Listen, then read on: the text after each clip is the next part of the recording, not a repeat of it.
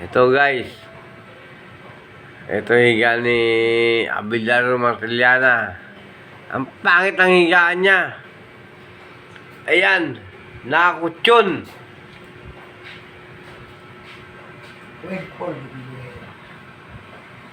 Nakakutsyon.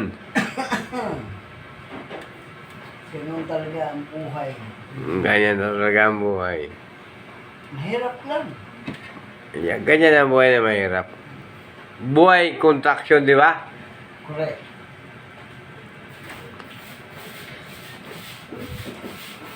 Akala mga contraction.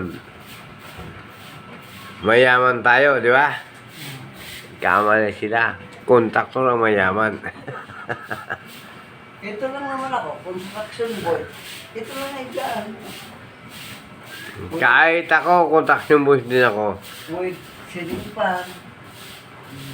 Gusto ko nga ba? I didn't want it. Noy! Oy, Mangunta na tayo sa DPWH. maybe. Bilyon-bilyon na pera dun. Correct. Ano? Anytime. Almost 3 months, mayaman na tayo. Kaya ng konsensya mo, hindi? Para sa pamilya natin, isakripisyo natin. Ay, mal. Kumita tayo, kasama yung pamilya natin. Kumita ka nga. Pabayaan natin kung sino yung mababang lugar, Yeah. tapos ng tubig, wala sila doon. Kaya mo Tayo matis. kumita. Kaya mo matis ng kababae mo lubog sa ba, ikaw nakahiga sa kama. Ang iniisip ko, kulang tayo sa budget.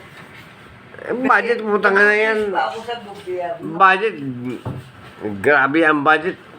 Bilyon-bilyon na. Nag-wish pa ako sa gobyerno para ako makakuha ng project ko. Ayaw sisirain ng kalsada. Correct. Yung matinong kalsada, sisirain. Tapos, panibago. Panibagong budget. Panibago. Putangin na yan. Ganun yun. Ang sakit. Yun ang kalakaran dito sa Pilipinas. Pilipinas.